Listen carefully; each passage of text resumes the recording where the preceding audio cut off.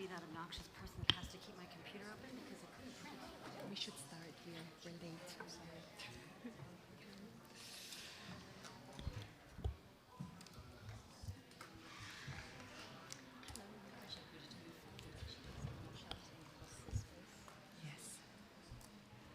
So welcome, everybody, to our panel on transcultural competencies and diversity in journalism.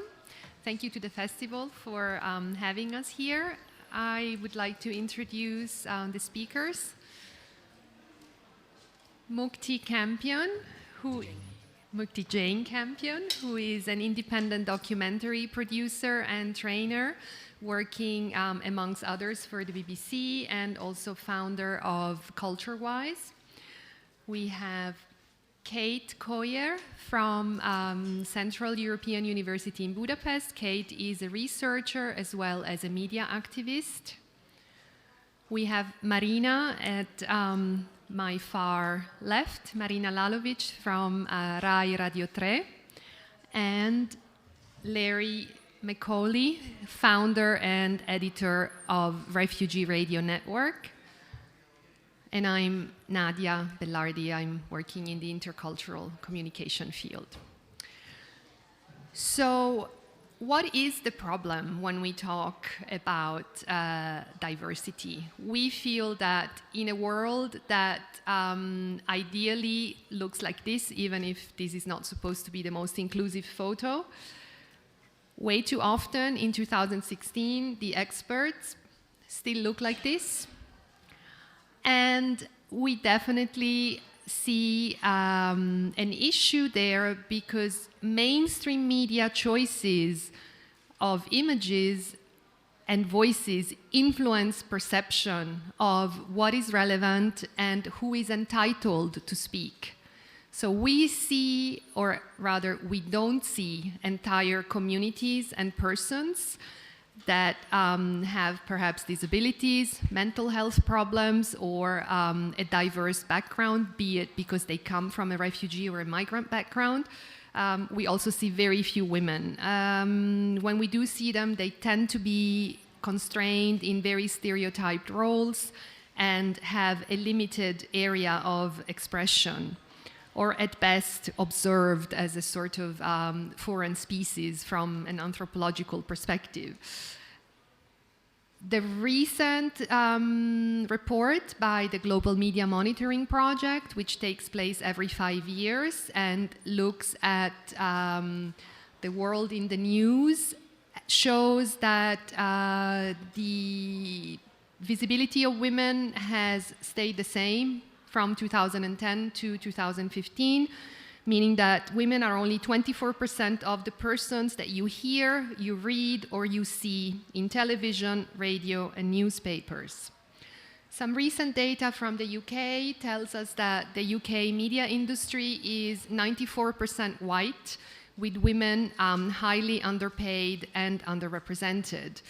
Another study from Coventry University shows that 46% of all articles that were published were framing migration as a threat, and 38% were framing migration or migrants as victims.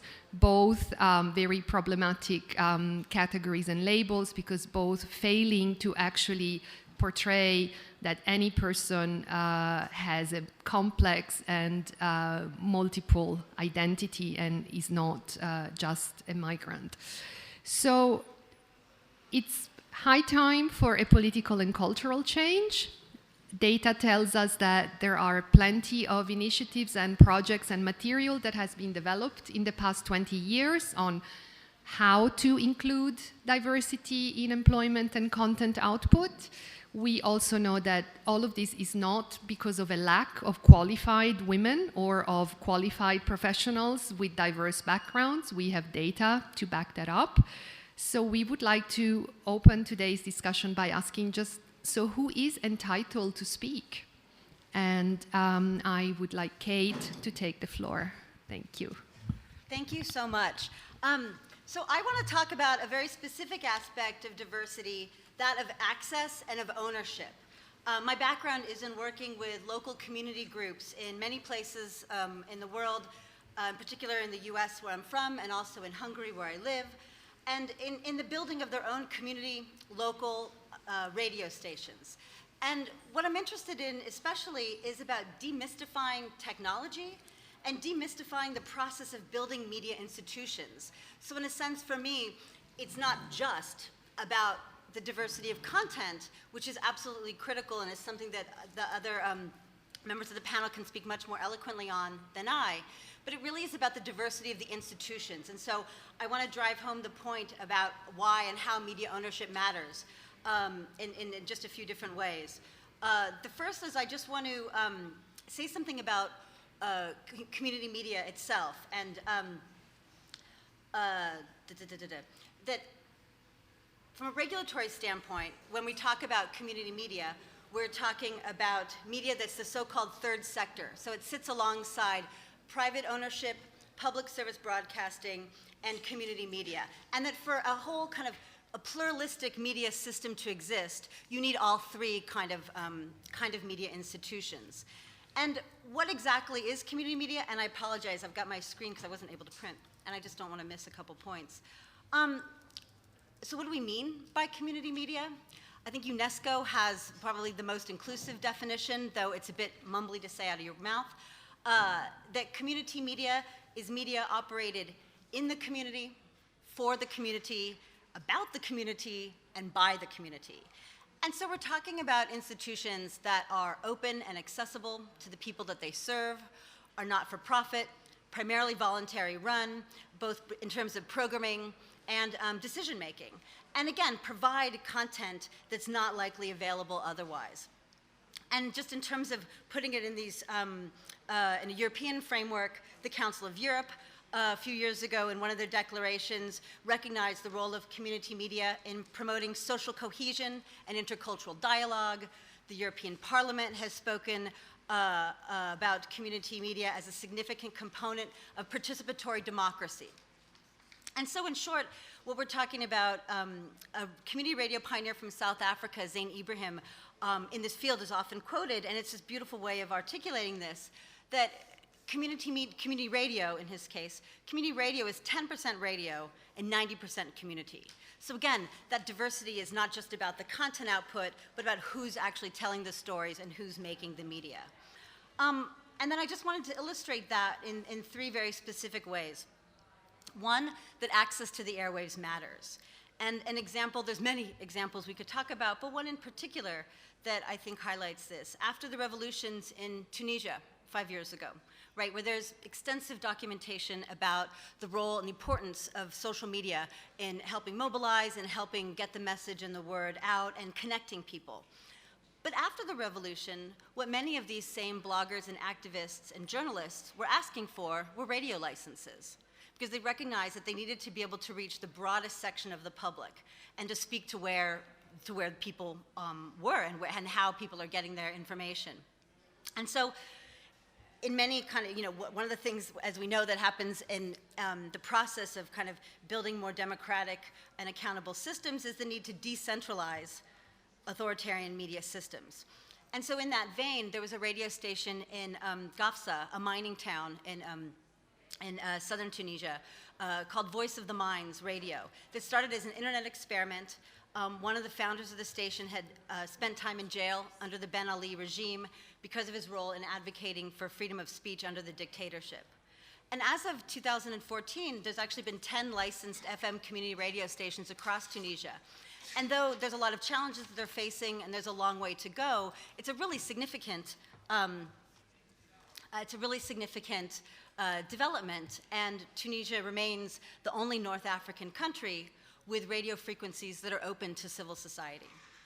And so on one hand, we can also look at this as a way of thinking of appropriate technology, right? Small-scale technology that's simple enough that people can manage it directly on a local level. And then the second point that I wanted to make is that policy matters. Who has access to the airwaves and the so-called enabling environment within which radio stations, community stations, and local stations are allowed to exist. And the struggle for access to the airwaves is itself a political one. I believe strongly in web radios. Many of these stations, and we'll hear more in a moment, are doing incredible things online. I also believe in unlicensed pirate radio stations, because sometimes that's the only way to access the radio spectrum or to get the message, to get messages out. But I also believe that there must be room on the traditional FM radio dial, be it analog or digital, for community voices and community stations. And so when we look at community radio, it's not just communities of interest or of geographies. We also talk about a kind of statutory third sector broadcasting, again, that sits alongside the public and private radios. And these only came about because of decades of struggle and lobbying and activism, things like feminist radio, multilingual programming, alternative music and views, minority stations. Again, these stations individually and collectively exist because of the result of dedication and perseverance and commitment, again, as we'll hear more about in a moment. And in terms of opening up the airways for licensed FM radio, the product of hard-won fights and struggles. And I actually just remembered, oh, thank you, you've been following along. Thanks. This is a group that I've done some work with, the Prometheus Radio Project. And one of the things that's really interesting about the work that they've done is not just supporting groups in the US in building their own low-power FM radio stations. And I should say that even, you know, when we talk about why these kinds of media matter, it matters even in, you know, in countries from those with the least developed internet infrastructure to those like the US, where radio is absolutely still a very important means of news, information, and entertainment. And if you could go to the next slide. And so one of the things that they've done is pioneering this kind of model called a radio barn raising. And what's really powerful about this is it's not just, again, about even owning the radio station, having that ownership in the hands of community organizations, but also that the process of actually building the station, that when you come together, taking the model from the Amish, who when somebody's barn would say burn down, the neighborhood, the village, the community would come together to help them rebuild and build that infrastructure. And so over the course of a few days, we would gather together people from all over the country, as well as those in the local neighborhood, to build the radio station from the ground up. And so the idea is that you have much more invested if you've actually not just learning how to do field recording, learning how to work the mixing board, learning how to do the web stream, but actually took part in, you know, nailing the boards together to build the desk in which the mixing board sits on. So this idea of community participation from the very moment of inception of a radio or media project. And so the last, oh, and then one more slide I had on this.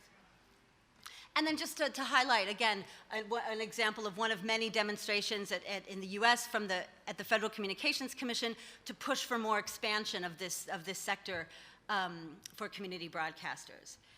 And then my last point, and this is one that is a theme that we want to come back to in this panel, I think is something that ties all of our presentations together, is how important voice is and how important storytelling is, and that it matters who's telling the story. And again, in the case of ownership, who has the power and the access to those means of communication in order to tell those stories. And so the last example I wanted to bring, thank you, is, so this is a story from Hungary where I live.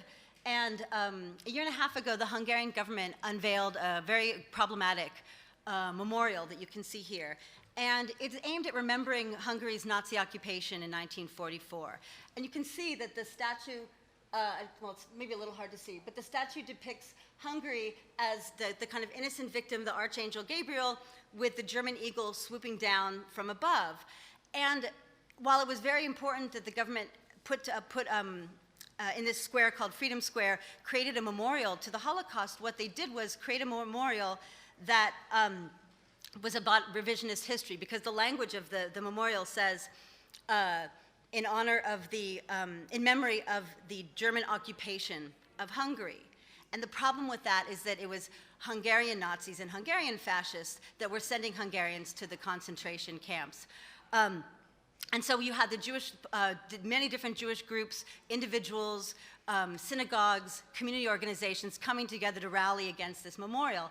But what is important in our context here, if you could go to the next slide, is what they ended up creating was a really beautiful and incredibly powerful memorial, incredibly powerful Holocaust memorial. So you see here all of these, you see the statue in the background, and you can see this outpouring of photocopies of newspaper articles, of photos, of personal mementos, of the experience from Jewish families, of their experience in the Holocaust. And so it's actually become a very organic memorial to the Holocaust. And so what started out as a very misguided government memorial became a much more organic memorial because of that power of storytelling and of individuals to turn it into something quite different. And so my last slide, just to tie up, I wanted to flag a project that I've been a part of called Creative Approaches to Living in Cultural Archives. And it's a project to help community radio stations share their content online in kind of open source platforms and have archives. Because again, we know that these kind of stories, like what I was just showing from Budapest, that it's the personal artifacts that people have and that are then told through the community media and community radio stations that are representative of how important it is that we have the power to tell our own stories. So I'll leave it at that. Thank you. Thank you, Kate. Yes, there is definitely a lot that doesn't reach mainstream media, and we will now hear or first see actually from Larry's work with Refugee Radio Network, what that is all about. Just bear with us. What about when someone goes to war to defend human rights? Military force cannot fix it. Do you think the weapons industry needs to be abolished? I think that is the root causes of these problems in the first place. And I believe the change can only come through young people. I'm not accepting my future in Germany. My future in all the world. Refugee Radio Network was created to be a platform for refugees by refugees. So it's our creation, it's our content, the way we want to project the news, the story, the storylines, uncut, uncensored. So it's basically refugees by refugees. It's just a matter of getting the message out. So it's what we call alternative media. And that is doing well at the moment. Now people are fed up of seeing just one narrative, dead bodies on TV, or refugees are coming here, or they are poor people, or they are running from war, or they are terrorists, or they are rapists. People want to see a different approach. And that's what we try to do.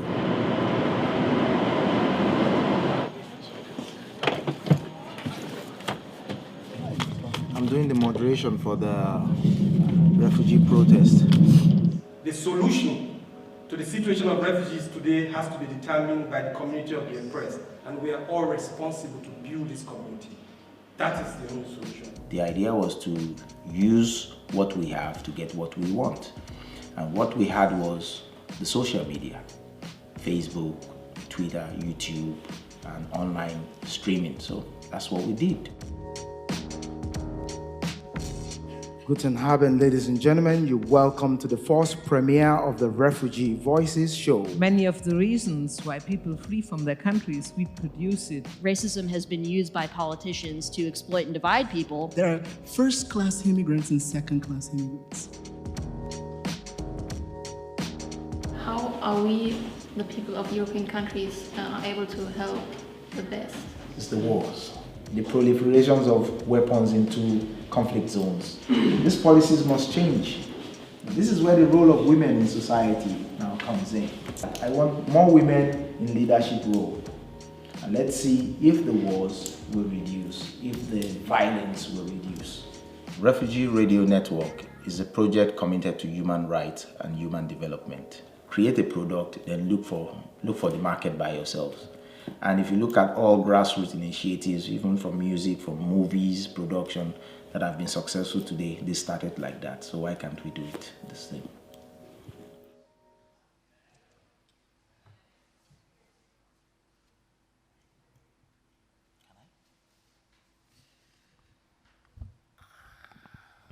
Okay, my name is Larry McCauley, founder of Refugee Radio Network, the first grassroots radio project by refugees, for refugees, to the rest of the community and the rest of the world.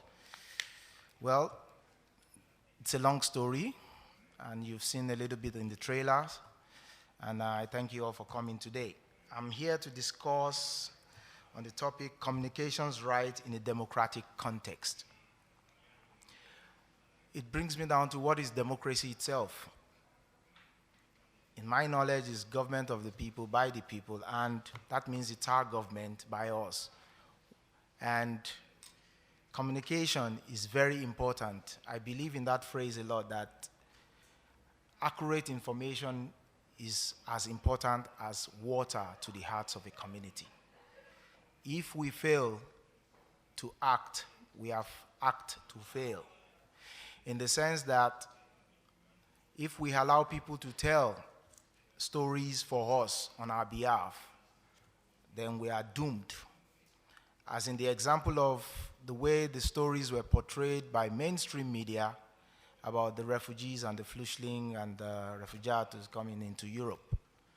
It has always been negative. Oh, they are criminals. Oh, they are coming to take our jobs. Oh, they don't want to integrate. Oh, they fail to look at people as human beings rather than things. And we must, as people that believe in democracy, that we preach, have to deconstruct this negative narrative.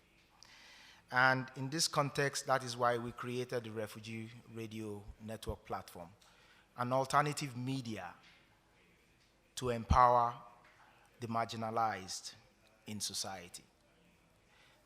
We focus on a wide variety of approaches. For us, language is not, there's no boundaries in language on our platform. So everything goes. We are not competing with mainstream media, and we just follow the old approach that we follow in my community, in my village in Nigeria.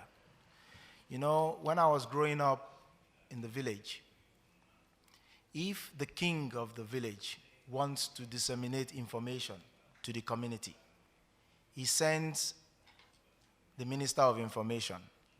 And that Minister of Information is just a messenger, a town crier who goes to the center of the village and beats an instrument to raise awareness and disseminate the information in a market square. That is the same approach we have adapted in modern context with social media, Facebook, Twitter, and the rest, an online stream to introduce the Refugee Radio project.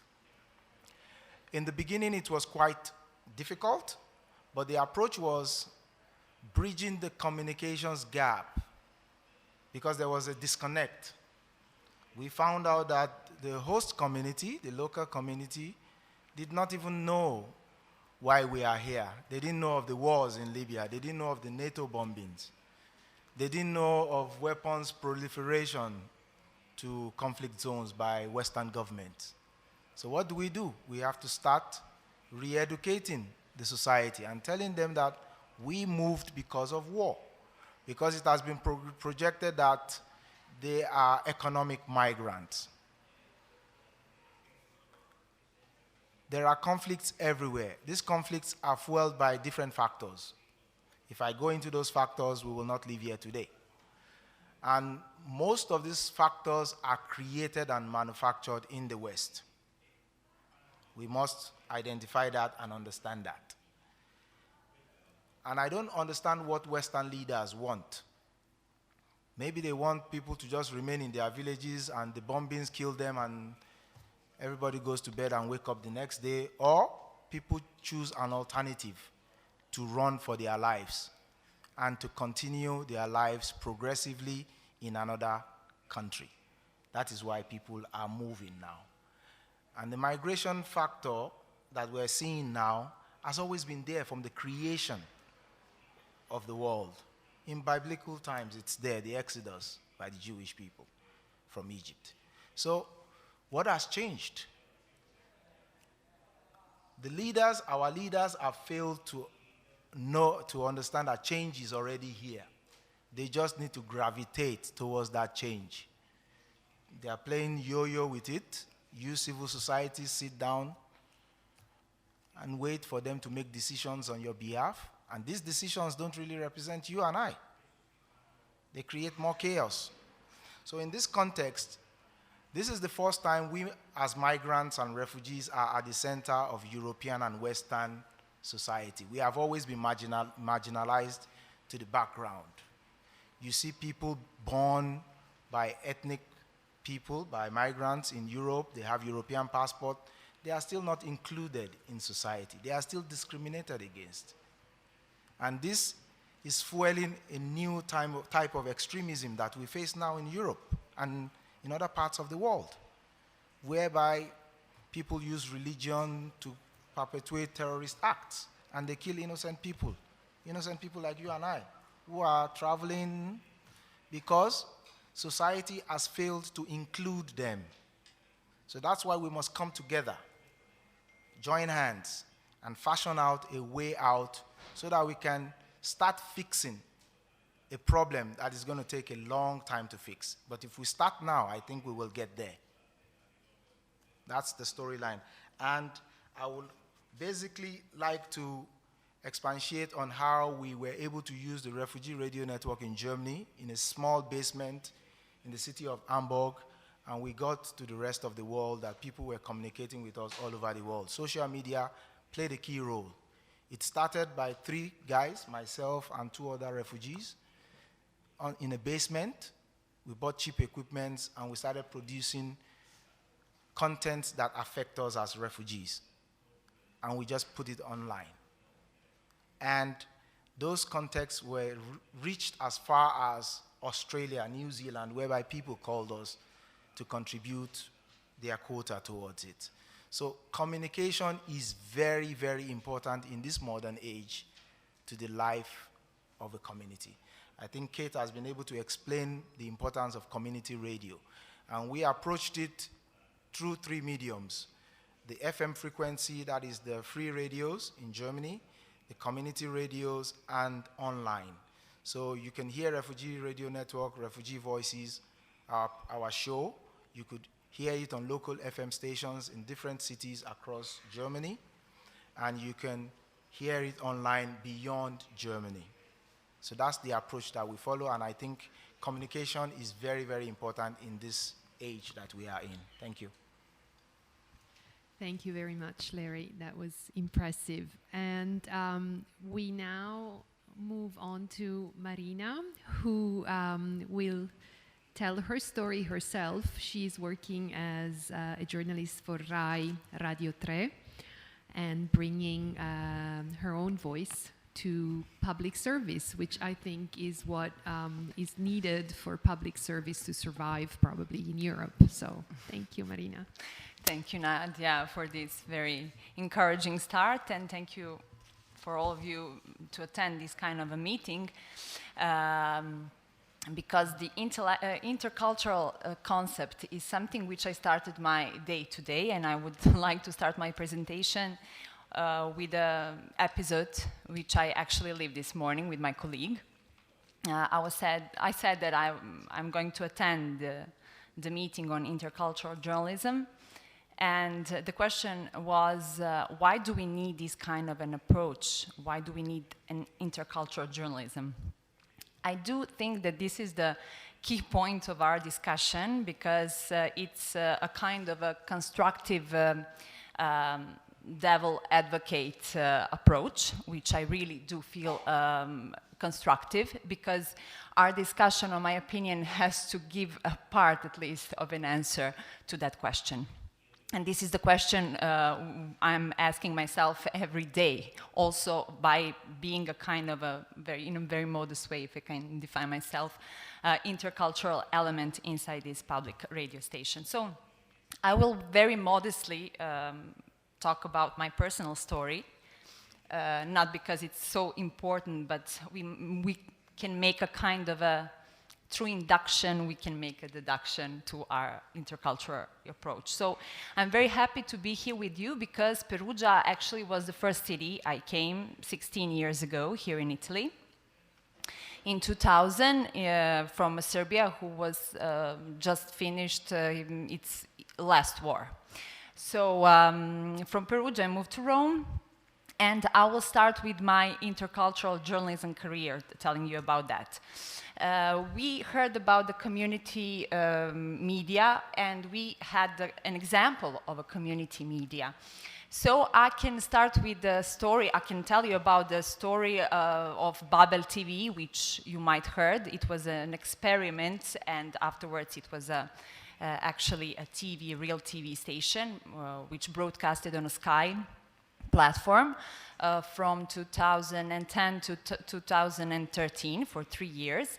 And if I can define it, it was a posh version of refugee radio approach. Why I'm saying posh version? Because we were dealing with an immigration issue on a daily basis. It was a TV made by immigrants on immigration issues in Italy, but in a kind of a poshy way, if we can really say that. Why I'm saying that? Because the approach was that we had this MTV approach of telling the normal things connected to immigration, which seem abnormal when you put it on a TV screen. But after 3 years of doing that, 2 results, or maybe more, but I really can think about 2, came out actually. The first one is that when I figure out that when you are talking about, I'm just not putting on the table the immigration issue, but when you have a TV made by immigrants which deals on immigration issue, you are kindly ghetticizing the information. On a second way, the question was, who is watching us? Are there Italians who are watching this television, or are there immigrants who are watching television? And the result was very disappointing, actually. We wasn't measuring for a long time. At the end of this project, we had a very low result, but I can say it wasn't because the quality of these reports was bad. The point is, when we are making the difference, which is the, I can say, core business of our approach, the question is always who is listening to us, who is watching us, to whom we are communicating. So I will move towards my current experience. Thanks to this initiative organized by Radio 3, Radio Rai 3, the third Italian public broadcaster, called All Foreigners, or Tutti Stranieri, I approached to an Italian public radio station. So if we can, what is that initiative? It is like a 1 day per year that Radio 3 is giving their microphones to a foreign journalist, or the journalist with a foreign background, which is important to define, because the foreign journalists are not the correspondents, but the journalists who actually they studied in Italy and they have a foreign background, like me, for instance. And they gave their microphones to these foreign journalists to host their like ordinary radio shows. And I had the opportunity to host this radio show, and it went well. And I was given an opportunity afterwards to continue to work and to host actually the Italian radio show, which is a big deal when you are not a correspondent. I'm underlying this concept because the category of the journalists who are not Italian and who are not correspondents, so they are not sent by the public media to work on Italian soil, are very few in Italy. So from this, if I can say, initiative, which was like a bit ghetticizing the approach, like intercultural approach, because we can say that this All Foreigners initiative might be also a ghetticizing, a kind of a ghetticizing approach towards inclusiveness. I had the chance to actually host a radio show. Why I'm underlying the fact that Geticizing this kind of a content. Because if you have just like one day in a year or 2 year giving this kind of an opportunity, it might be defined as a Geticizing approach. But anyway, it gives a chance to people to be heard on a public broadcaster, not as a guest, but as a host. So it's a very important thing. Other thing which we have to underline in this our discussion is that we are in Italy, and Italy is dealing with an immigration issue in the last 15, 20 years, which is nothing comparing to the UK. We will heard from Mukti or France. So we are still maybe having this multicultural approach. What is a multicultural approach? It is talking about the phenomena, talking about the immigrants, and not still with the immigrants, maybe. An intercultural approach we are tackling today is talking not more about, but with. Having the immigrants, having all the diversity, concepts we brought on the table, also the gender issue and the others. Disabilities, for instance, different sexual orientation, like on a stage, hosting shows without emphasizing their differences. So this is our objective. Now I'm hosting Radio Tremondo, which is a radio show which deals on foreign affairs, which is like a regular Italian show.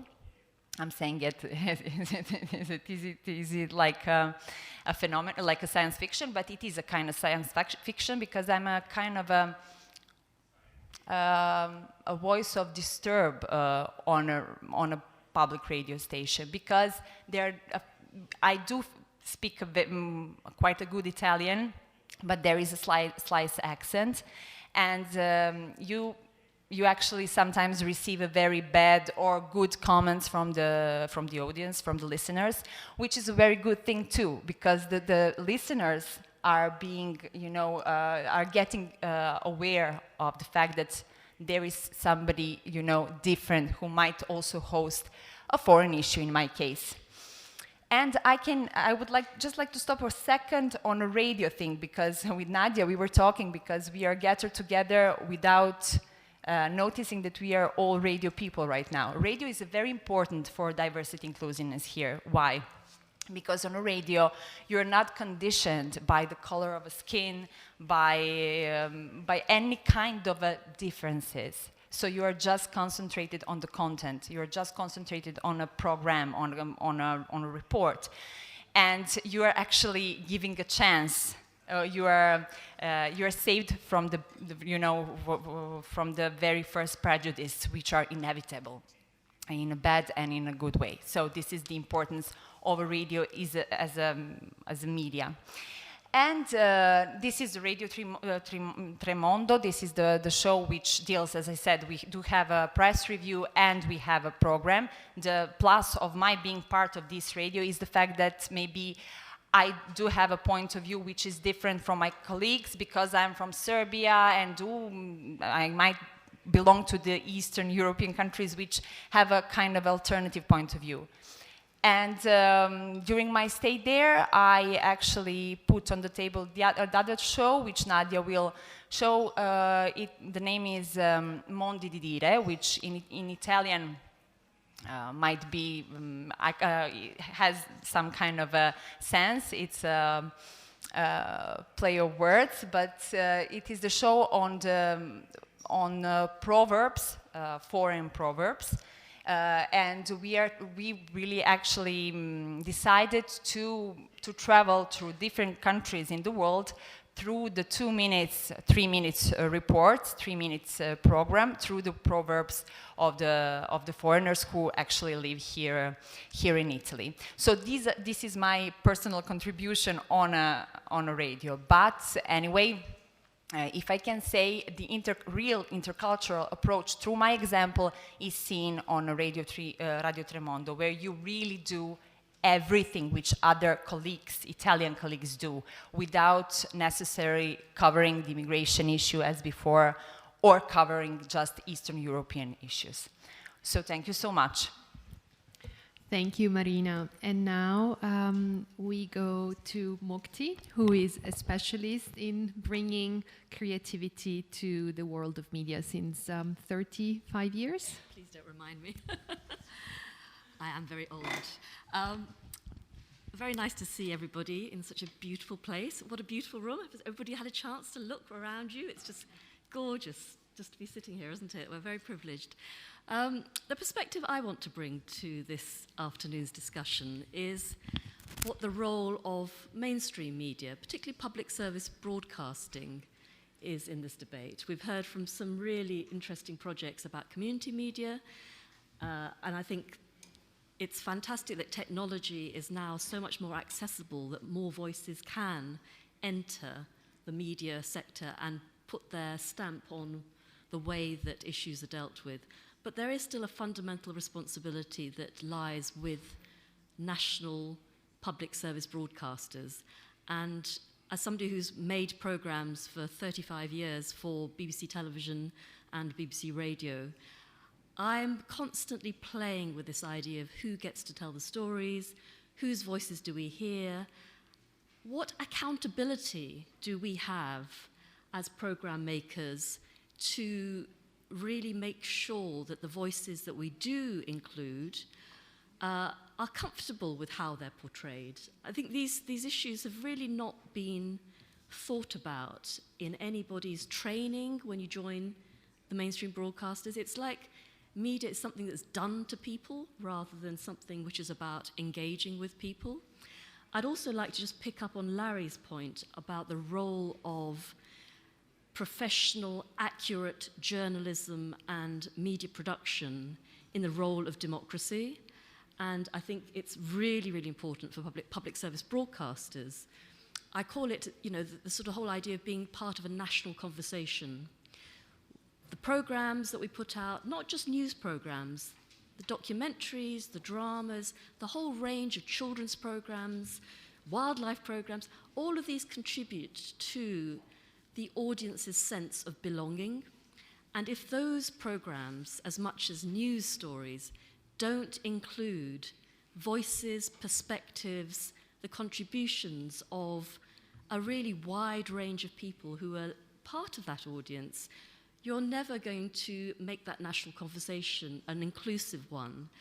And I don't want to get too sort of pie in the sky about it, but fundamentally, our sense of our identity does come from how we are seen by other people through these media. So how I am seen, I'm an immigrant. I came to Britain as a 4-year-old with my family. My mother didn't speak English. My father struggled to get work and ended up setting up his own business, as a lot of migrants do, and creating job opportunities for other people. But I understand that there is often a fear of strangers. And when you have fear combined with ignorance, that's not a good place to be if you want an inclusive democratic conversation. So the role that we play as media producers in mainstream media is hugely, hugely important. And I never, ever go through a day where I don't stop to think about that, because I think it's a huge privilege, even as an independent producer who has to fight for commissions, who has to struggle to get the opportunities to make, as I do documentaries for the BBC. I'm very conscious that everything that I do has an effect. It may only be a tiny thing, but cumulatively it builds to this overall picture. So my particular area of specialism, if you like, is making long-form radio documentaries. So I make documentaries, half an hour, 45 minutes, sometimes series of 15-minuters. And what I try and do is to really look around and say, whose stories, who do I live with, whose stories do I never see? And then I try and find ways to find really interesting stories that will help the wider public connect with those people. And often it's through the medium of history stories or culture stories, art, theatre. Music is really good at bringing together different people. And I try and look for people who I think can act as cultural bridges, who can say, come into my world for this half an hour that I've got on the radio, and let me tell you something about how I see the world, what is important, who my heroes are, what my passions are, what's my, the music and the sort of cultural history that's important to me, the food that I eat. Share this world with me. Who knows, you might actually want to go and find out more. You might actually get something that you want to take away from that. So I see it as an opportunity to draw people in, people who might not otherwise, might not actually meet. So I actually picture in my head the audience listening to my programs as people meeting in a room, strangers perhaps for the first time, and having an opportunity to just share something of their lives. I'm just going to show you some clips, play you some clips from some of the documentaries my production company has made over the last few years, just to give you a sort of flavour. So these are not news reports. These are highly researched, highly produced documentaries made in collaboration with people from very different communities living in Britain today.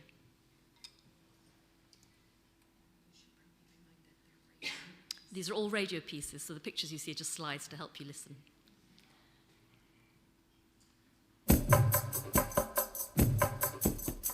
I've always found it very difficult to define myself, but if you had to put me in a box, I would say that I was a British-born Chinese. Sometimes I say BBC, British-born Chinese. Welcome to the BBC. 各位你好. We bring you the news you ought to know with tonight's topical calypso. I was the first blackface to appear regularly on BBC television. For black people, that was a phenomenal thing. Here's one of us on the bloody television. Television was like facing God. It was the reality. Everyone looked at television. It is now 6 minutes to 9. 100 years ago today, there was a major Allied offensive on the Western Front. Half the attacking Allied force were troops from the Indian Army who were fighting alongside British soldiers. Here's a picture of what it was like. It's from a letter written home by an Indian soldier. For God's sake, don't come. Don't come. Don't come to this war in Europe. Cannons, machine guns, rifles and bombs are going day and night. Those who have escaped so far are like the few grains left uncooked in a pot. In my company, there are only 10 men left. Swastika. For the Jewish people, the swastika is definitely a symbol of fear and suppression, a symbol of extermination. It's a symbol that we will never ever be able to change. You enter the wedding hall. Into the last quarter minute in the map of each person's life, there you step. Holding your breath, you scream. Before you yourself are aware, the shock of that blast photographs your blue face for a blinding minute. Then, roaring, your body bursts apart. Maybe there's a pressure on you to be sort of like particularly good, just in case that's used against you, that you might not be a capable parent or you might not be a suitable father because of a disability. On the case, just one. I think me and him are very close, and probably, I guess a lot of fathers don't get the opportunity to have that time to get that bond as close. The Oscar goes to A.R. Rahman, the Slumdog Millionaire. Here was a boy at 9 forced to work because his father passed away, leaving them almost nothing. He never thought he'd be famous, and here he was holding the Oscar in his hand. And this whole journey was sheer hard work.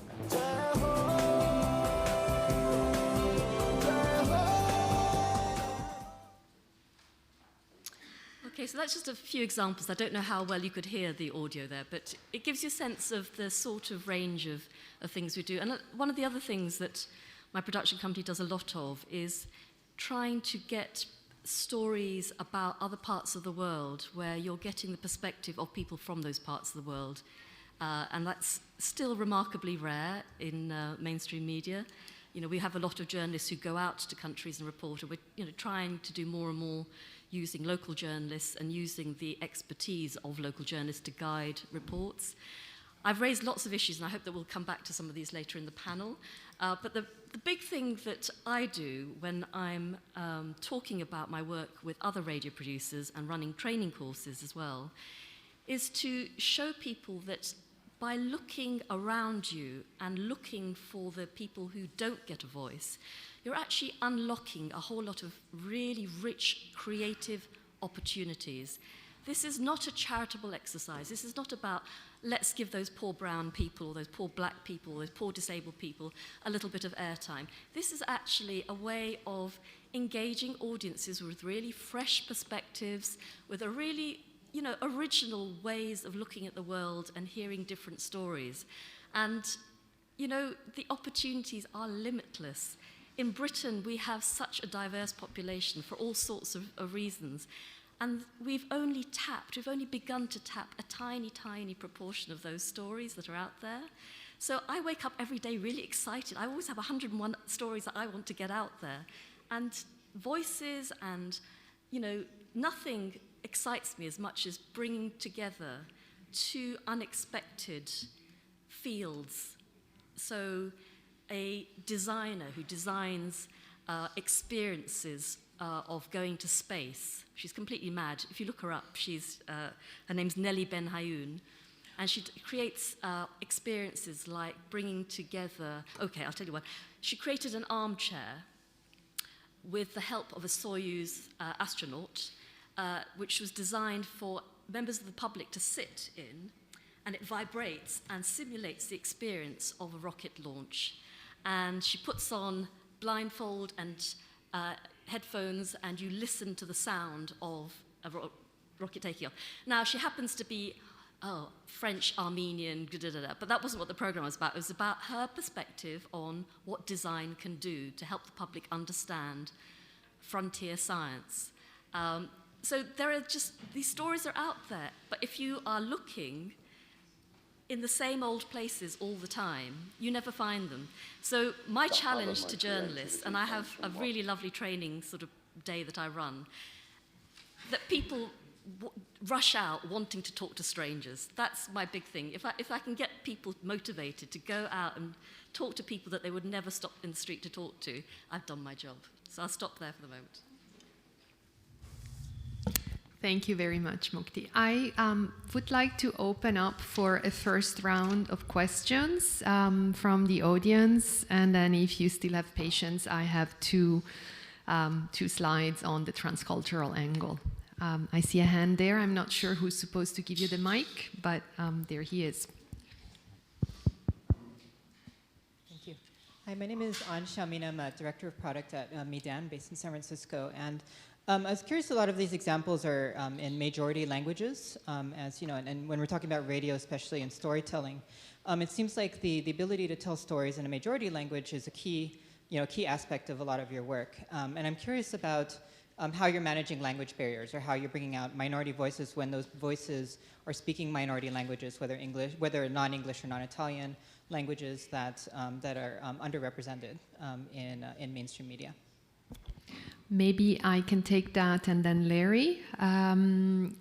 I volunteer, and I was working as a paid resource for a local community radio station in Zurich, in Switzerland, and we broadcast in 23 different languages, meaning that actually each community or each group of people that want to do their show can do it in their own mother tongue. This is very important, especially for those communities that can connect to the diaspora around the world through, obviously, web streaming. And there was research done showing that they were actually offering cultural integration services much more effectively through their broadcast programs than what was being done by the local institutions. So giving basic information about, just what do you have to do to get health insurance, how do you throw your trash in this city, and so on. This was typically the first level. And then what we were doing at the radio in terms of intercultural work was trying to bring people to do multilingual programs so that they would be using a so-called bridge language. They would each be able to express themselves in their mother tongue because we felt that was important, but somebody would have to summarize and put out the basic message in a language that the audience would understand. So ideally German, but also English was an option. And this allowed for content to reach much broader audiences than what was happening if only the Turkish community or the Tamil community or the Italian community was able to understand what was being said. And Larry, maybe? Yeah. With Refugee Radio Network's ideology, you don't need a visa to talk on our media platform, so there's no borders there, it's open border. And the approach is very simple. I've lived in so many countries that they don't speak English, and none of these countries has ever imposed their language on me by force.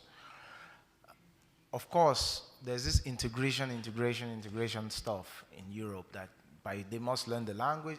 Every foreigner coming to another country, France, wherever you go, knows he has to learn the language to get ahead. He knows that. So with us, it's a multilingual platform. We allow everything to go. So if today, let's say I'm going into the studio with Refugee Voices show now, and I have Arabic guests, I encourage them to talk in Arabic language so that they can get their followers to listen more. And it's about attracting someone into a hub. When you speak, if we relate in German, they still feel, it's still the same old thing. But when you relate to them culturally in their language, you know, tradition, culture, music, discussion points that has to do with your local ethnicity, you are bringing them into the hub. Then later on, you can now share the greater objective to them of the importance of learning the host language in order to get ahead. So for us, it's an open medium. You can say anything. There's no restriction. I would just, no, I think that's a really great point, and I would add that I think you could put community radios and how they are, what kind of languages they're broadcasting in 3 categories. I'm just making this up on the fly, but from my research and understanding and the stations I've worked with, there's stations that broadcast in the majority language of wherever that might be, and then have other programs, you know, one-off programs across the day or the week in other languages, like Tilos Radio, which means forbidden radio in Hungary. It's in Hungarian language, but they have a French show, some Roma shows, a Chinese show, other languages that are represented in the city that wouldn't be on air otherwise. Then you have stations that are explicitly to be in a minority language within a country, and that is part of their mission, to be a representative of diverse cultures and broadcasting in different languages. I think Britain is, the legislation, the way it's written, is really great in that they're not defining what the station's supposed to do, and they leave it to you as a community member when you're putting your application together for wanting airtime, you know, for wanting a frequency to broadcast as a community radio, that you describe what the community you're looking to serve. And in fact, their application is much more geared towards who you're serving, how, and in what way than your technical specifications. And so, for example, in West London, there's a Punjabi station. In East London, there's an Asian station. In Birmingham, there's a Caribbean station, etc. And then I think the third model is stations, and this is the most difficult to do, is to truly be multilingual, you know, in the nature of what your aim is. And I think Radio Laura, where you are, Nadia, and have been, you know, a real leader in developing this, that you haven't credited yourself enough for the work that Laura does in Zurich, is an example of that, as well as obviously what Larry's been talking about. Yeah, just quickly say, you know, when you're working for a national broadcaster where they are, you know, going out to 11 million people or whatever, there's a limit to how much you can do a program exclusively in a non-English language. But what we do a lot of is to hear people speaking in their original language and then have somebody that they know doing the voiceover. So I did a program about war widows in Afghanistan, and it was somebody who actually knew the women who did the voiceover, so she understood the language they were using, the sort of family examples that they were using. So it was very sort of empathetic. The clip that I just played as part of that sequence of the Tamil war poetry, there were entire sequences of about a minute of the original Tamil poetry. But because the person who was presenting the program had a very clear narrative, she actually said, now listen to the rhythm of this. Can you not hear the sound of somebody running down a street as in the rhythm of the poem? And so she was, even though when you listen to the Tamil, most people in the audience wouldn't have understood the vocabulary, she had helped them appreciate some poetic aspect of it. So when they later heard the translation, they weren't just hearing the words, they were hearing something of what the poet was trying to do with the rhythm as well. So I think there's lots of creative ways in which you can bring in different voices. And some of the feedback that we get is just how wonderful it is to hear your language in a mainstream context, and people stopping driving on their journey just so that they can listen to a national broadcaster relaying something of their language and culture. So I think there's lots of different ways in which you can bring in other languages and bring the flavor of other languages in. More questions? Nelson, ciao.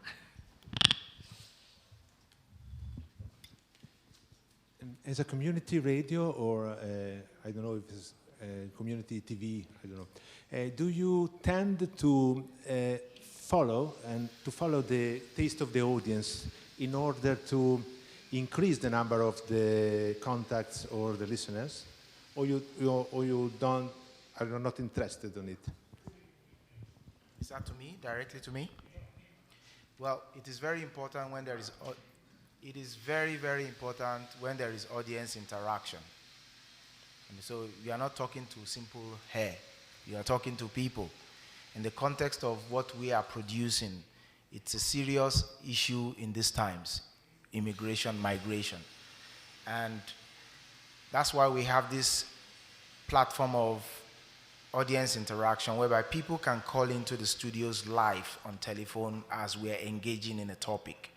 If they don't have access to telephone, they can use WhatsApp, Facebook to contact us. And because we are dealing with refugee groups now, most refugees have smartphones and they are on WhatsApp and they listen to radio on their smartphones through tuning. So when they're listening, they do interact with us on social media, which is the most accessible tool to them. So, of course, it's very important that who you are talking to, there are people responding back through engaging in the topic you're discussing in the studios. People share their stories, what they face in the refugee camp, for instance. So we've seen audience response from Italy, from all over the place. Just another question for you. But if you want to increase and to enlarge the number of the audience, there are other refugees, but other people can be involved in the discussion. Which kind of instruments do you use? Which kind of tools do you do? When I make reference to we have an open policy of different language, that doesn't mean we do not summarize what we are saying in German language. We do. So if we are talking, we have someone who's going to summarize the discussion in German and Dutch language. So that's the approach. And Germans call us also. Italy is quite different to the German society in the sense that in Germany, if you say, excuse me, I'm looking for somebody, they will answer you in English. In Rome, if you say, excuse me, they will not answer you. So that's the difference. But if we are going to approach the Italian audience now with Refugee Radio Network, it's part of our headache. We are trying to summarize all our reports in Italian language, 70%, which is a lot of work to do, and it's time consuming. So it depends on the society that you're in. For us in Germany, we are much more comfortable because people also speak English to a certain extent. But we do focus on 40% summarization of what we're saying on our platform. Thank you. I wanted to ask how many of you are students? And yeah, sorry, go ahead. Yeah, hello. And I'm writing my thesis about community media. So my question is about this. about policies, actually.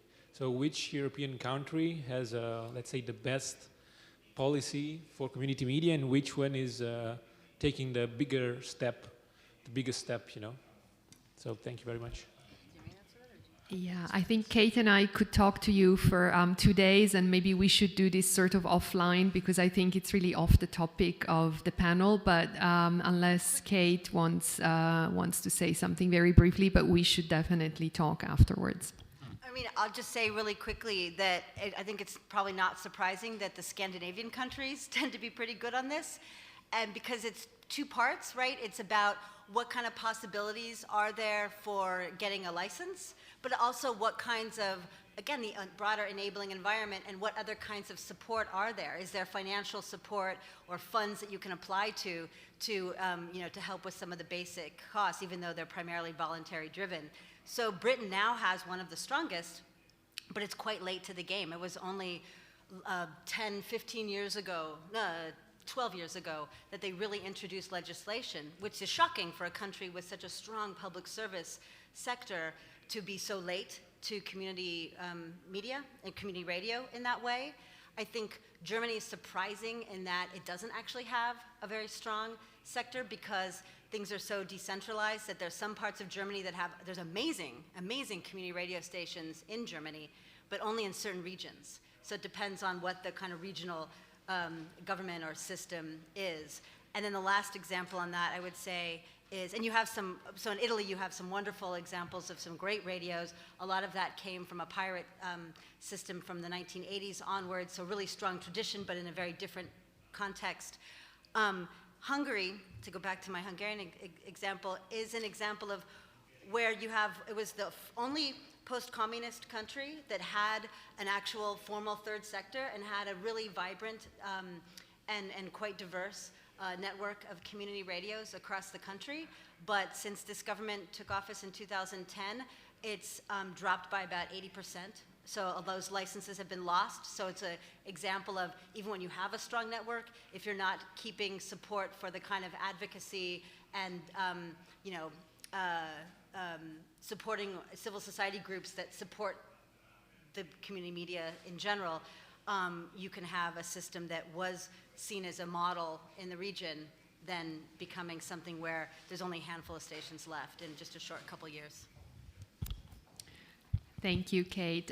To bring this back perhaps more to the kind of journalism that is talked about and done here at the festival, I think it's important to remember that inclusion and diversity are not just things that should get done by community media so that somebody is doing them, but it's actually something that should be at the heart. And I promised Mukti I wouldn't be saying should. I'm sorry. We would hope that it's at the heart of public service, but especially that it can become a way for young digital journalists to look at the world. And if you allow me, I have just 2 slides. So I think we all realize that the issues of access, representation, and portrayal have a lot to do with structural power inequalities that we will not address by putting out something that looks like a Benetton ad campaign. And we are not here to argue in favor of that type of diversity at all. We are here to argue in favor of a perspective that allows people to become aware of their own cultural bias, which is something we all have. We all rely on our networks. We all rely on the way we were educated and raised and taught to look at the world, to make decisions, to judge others, and to build our opinions.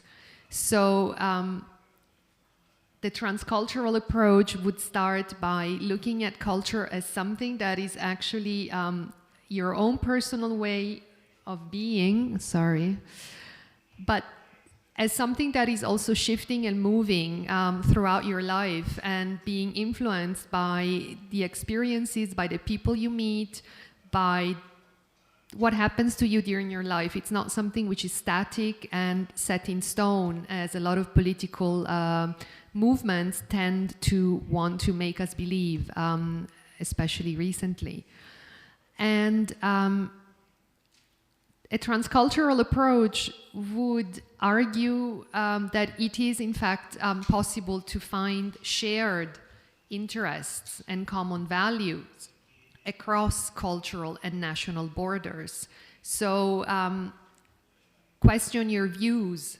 Don't just do what you're always doing. When you need an expert, don't just call up your friend if you're a journalist.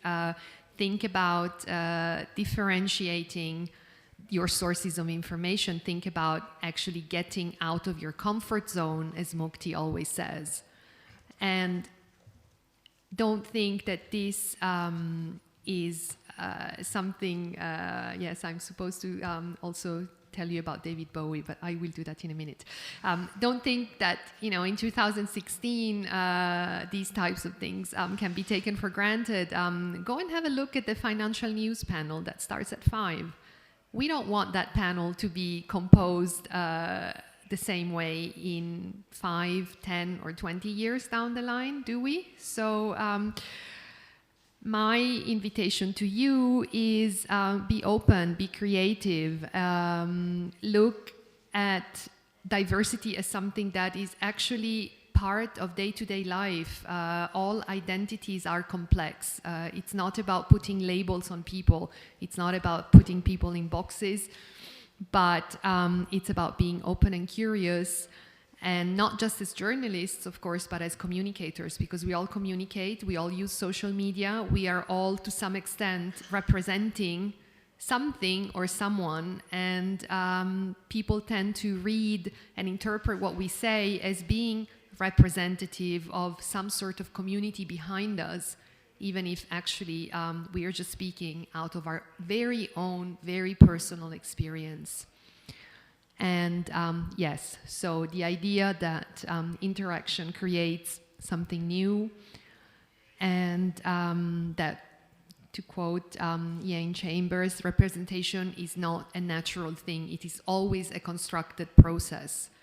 So don't buy images or definitions or expertise of anybody just because they want to tell you that, well, this is how you represent or this is how you define something. It's always a person making that definition, making that choice, and you can change that, and you should question it.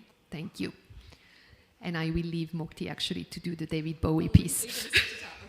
No, I love this. When David Bowie sadly died earlier this year, this interview was played quite a few times, and it was just when I was about to run one of my creativity courses, and this particular quote just really resonated for me, and so I thought it would be a good opportunity just to go out on that. But if you work in journalism, if you work in the media,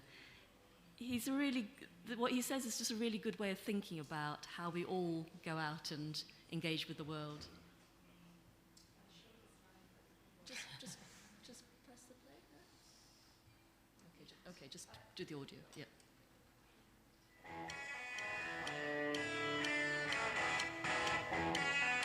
The hub of my creativity comes from what I do and where I go. I put myself in places, one that maybe I've never been before, or that I feel there's a certain tension involved. I can't really write or produce much if I'm in a place that's relaxing. So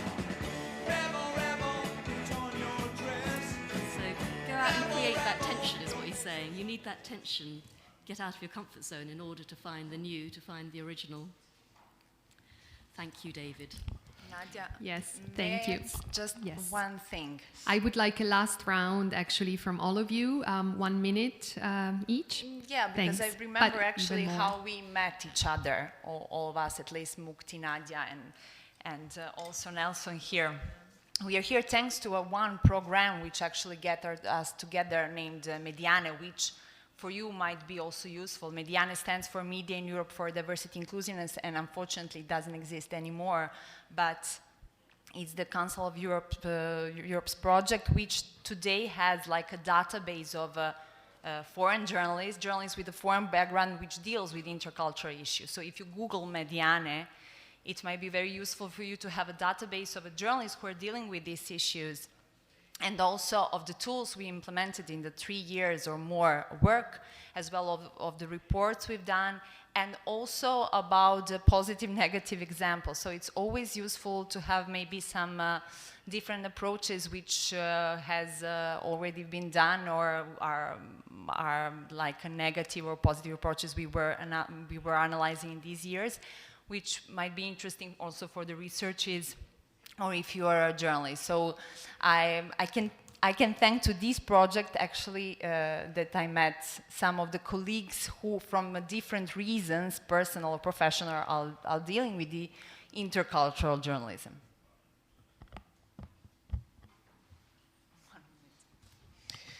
Well, about this topic of diversity and transcultural competence in journalism, a creative opportunity. It is an opportunity for marginalized people like myself in the context of a European society.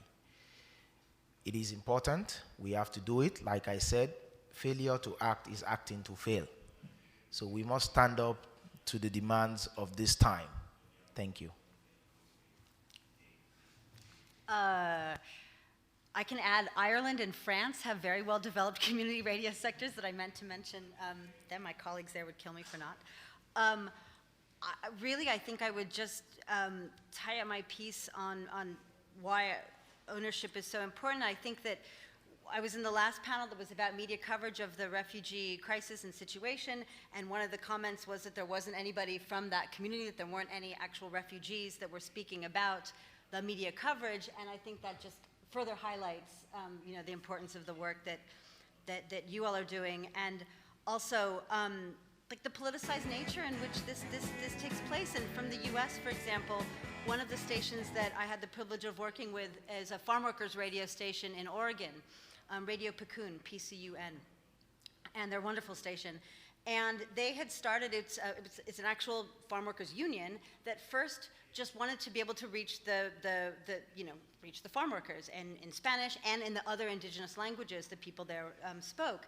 And so they had bought time on one of the local AM radio stations. But one of the things that they were discussing was the poor conditions and the need for a small increase in wages, and that's a very political discussion. And so the owners of the land that these workers were working on went to his buddy that owned the AM radio station in town and said, "Hey, these folks are on air and they're criticizing me.